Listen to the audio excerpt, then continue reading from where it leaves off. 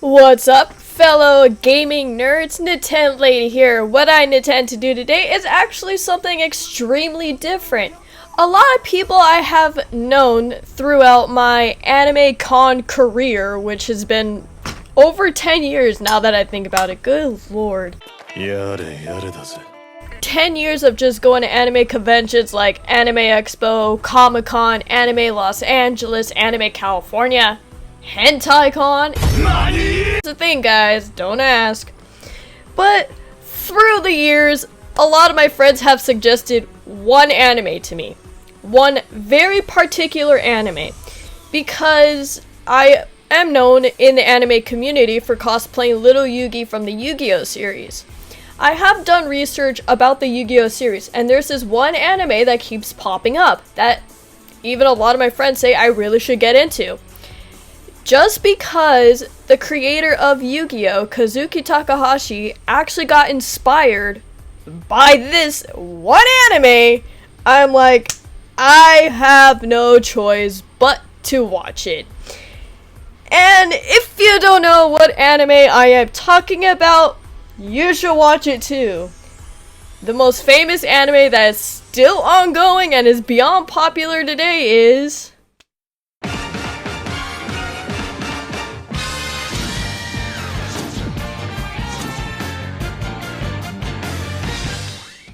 Jojo's Bizarre Adventure. Now, I'm gonna do a personal review, little by little, of what parts I have seen. So, I'm barely on episode 18, so I will not review episode 10 through 26, because that's part 2. I'm only gonna review episodes 1 through 9, which is part 1. So, spoilers! There will be spoilers because this is just an opinion of what I think worked with the anime, of how it made it really solid. And also why it's so darn good, because, I mean, come on guys, the anime is still ongoing till this day. Yeah, which is plain ridiculous, and they're still working on Steel Ball Run. That is actually the one part that's still not out yet, and from what I remember a lot of my friends telling me, it takes place in the Wild West. So with that said, let's jump into episode 1 through 9 of my honest opinions.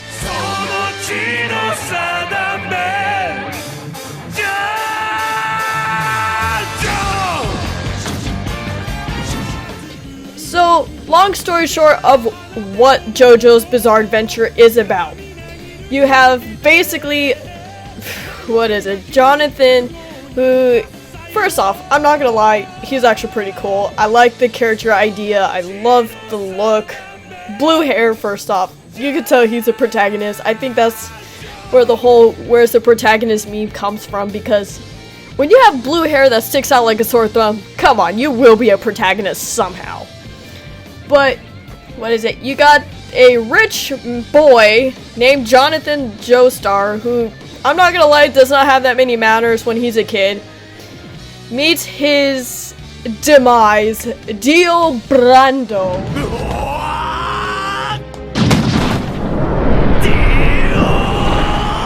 You know, good old Dio over here, who was raised in a household that was not very nice.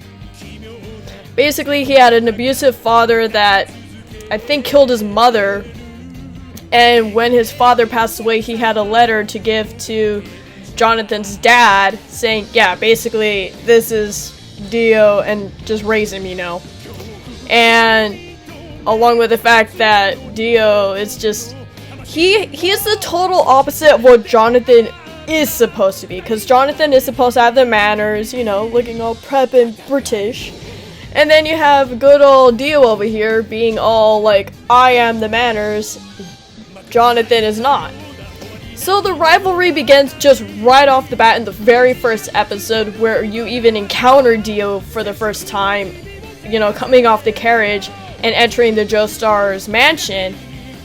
The rivalry already starts right there, and it's like, okay, so it's gonna be a good versus evil kind of show. Throughout the series, you see these characters, you know, go at each other's throats, and one of the characters teaches Jonathan about the ways of Hammon, And Hamon is basically like, how do I say it? Inner breathing exercises with powers?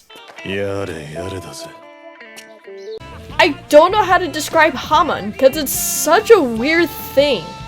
But it definitely reflects basically how you control your breathing, and through your breathing you get certain powers stuff. And every person I have seen so far, keep in mind I'm only on episode 18. I'm not even at part 3 yet. But from what I've seen so far, every character has similar Hamon abilities, but also there are different abilities at the same time. So Jonathan is still new to it. He's learning the ways of Hamon, and the mentor that taught him Zeppeli, he's actually a really cool character. I like how also all the designs correlate like really, I'm not gonna say it, really odd fashion. I don't see that fashion very often here in where I live. But it's very interesting seeing the different types of fashion, seeing even just how each character is based off something from the creator's perspective. Like, shoot. I can't spoil too much because I'm already at part 2, and part 2 has really good references. But they reference a lot of musicians heavily in this anime. Dio Brando, he is based on a actual musician from a band. I don't remember what band, sadly enough. But the last song that you hear in part 1, it kind of continues on into part 2 as well. It's actually by the band Yes, and it's the song Roundabout, and I'm not gonna lie, it's actually pretty cool. But anyways, I'm sidetracking again. So anyways, the story itself, it's really good versus evil. It goes deeper into that, but it summarizes it basically. It's basically of a revenge story. Dio, in the end of part 1, turns into a vampire. The stone mask that was from Jonathan's mother, I think probably who found it somewhere, I don't remember where. But I don't even know if they explained that. If they did, I probably forgot, knowing me. But it's really well written at the fact that they put in really a lot of thought, and there were some stories that were explained, like about, spoiler, about the poison that Dio was giving to Jonathan's dad, and where it came from, and the fact that the poison came from this drug dealer, basically, who does make a reappearance a little bit near the end of part 1, and who's also the one that's gonna save Dio a little bit, until basically Jonathan blew up the whole ship. Yeah.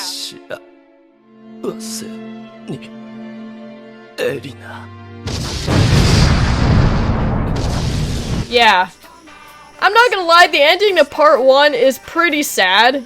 And it's like, how is this gonna play into part 2?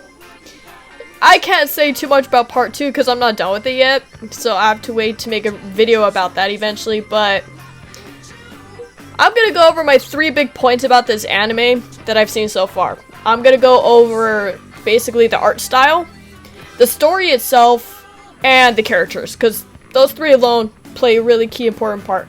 Also, I'm watching it sub. I'm not watching it dub. A lot of people I know say don't watch it dub. So I'm going to stay true to them, and I'm gonna watch it sub. Even my little brother is convincing me to watch it sub. So I'm watching it based off the sub version from what I know. So, the art style itself. Oh my goodness. It's really well done. Like, I'm sitting here even till this day thinking, how in the world do you do this kind of art style? It's very, I can't say bizarre because it's just there. But no, it's very iconic. That art style is very iconic. It's very colorful. The proportions of the characters alone are really good. Like, a little bit exaggerated, but obviously really well done. The muscle, you could even tell like the muscles of the characters. Really well drawn expressions, especially for the really big moments where they literally go into contrast colors and they put in like the comic manga textures. It's like, this is beautiful. Like, my god. I'll probably put a few screenshots here and there of what I'm talking about. But it's really well colored. Really well textured. The movement is very fluid. It's very active, especially when they get to like the scenes with the Hamon later on introduced. It gets really interesting with how they did the lighting on the Hamon itself to where it's affecting the characters. That's really well done. In my opinion, that's really well done. I'm learning the art style. It's a tricky one. But it's really good. Really iconic, really good. Definitely, I would give anybody a chance to study that art style, please. Because it's really good. Let's see. Story. The story is simple. I'm not gonna lie. It's simple, but it covers a lot of layers. Like, you know, you have the good versus evil, and then it just like, why, and why, and why. It just keeps going on this list. And then from this little part, it pretty much explodes this whole universe. So it's like, okay, it's basically, can a human beat a vampire, basically, in a good versus evil way? And it's very well detailed. The story actually does pick up a little bit. I want to say around episode like 2 or 3 is where it picks up the most, because we're still learning a little bit of what's going on in that world, and then it just picks up along the way like really quick. I love the theme song. My god, theme song is beautiful. My god. But the other thing about the story, I love how they actually go back to explain, oh, this is where it was pointed before. Do you remember? Because I remember even currently now when I'm watching, they do reference older characters. And I'm like, huh, I kind of remember that character. That character was introduced there. It's like, it literally plays back and forth, similar to what One Piece does. Even Yu-Gi-Oh! Does that a few times. Like, they actually go back and forth with certain parts of the show and certain characters. They do come back or just disappear completely. So, I really love how they play that out completely. It's really well detailed. And, like I said, it's a good versus evil with just tons of depth. Really solid. And my final one would be characters. Okay, the characters in this are really solid. My goodness. Well, obviously the main characters, you know, you got Jonathan, Dio, the girl, I keep forgetting her name. Basically the wife of Jonathan. Yeah, they all play a really critical part. They're all very well detailed. Even the drug man, I'm not gonna lie, even he was really actually well fleshed out for someone that plays kind of a small part. He still plays a really critical part. But all the characters are fleshed out very well to where you're like, you got the key points. Like, okay, you got Jonathan. He's basically a person with no manners, who is a gentleman. Then you got Dio, who has manners like a god, but is a total jerk. So it's like, you already got the setup. Cool. And you got the girl that gets into the picture. She's just basically girl. Until she gets fleshed out to basically becoming the love interest for Jonathan. And it's like, okay, I see where this is going. And then even she plays a part as well in the second part, obviously. Then you see all these other characters like Speedwagon. He somehow plays a really big part without people knowing. And I'm sitting here like, how? And then when I was continuously watching part 2 still, I'm like, okay, I see how he's gonna play a critical part, but it's kind of subtle later on in the series. Until I get there, I'll say it, but I'm not there yet. But overall, characters are very well written. It has every detail needed. The design for each character is really solid. You could tell the difference between, obviously, the protagonist and antagonist with just the color schemes alone, and even just, hell, even just the eyes. Because in the eyes, when you do character designing, if the eyes look more round, you know they're going to be more heroic. And if they look more pointy, you know they're going to be more villain. Something I learned along the way. But overall, it's really, really solid anime. I'm actually enjoying it. I might be able to finish part 2 tonight. So I'm excited for that. But overall, if I were to give it a rating of 1 to 10... how many Joestar stars would I give it? I would probably give it a really high 8 or 9, somewhere around there. It's really high because it's really, really well animated, really good colors. The voice acting for the sub is really good.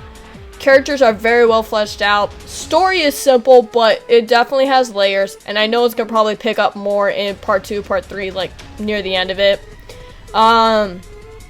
Overall, really fantastic. I highly recommend anybody who has seen anime stuff. You've probably seen animes like Pokemon, obviously Yu-Gi-Oh! And other animes literally reference this specific anime hardcore. And I guarantee once you watch it, you will see why. And even at anime cons I've gone to, like I said, for the past 10 years, I have seen Jojo references galore. So, honest opinion, I would probably give it an 8.5, a really high 9 out of 10 Jojo stars.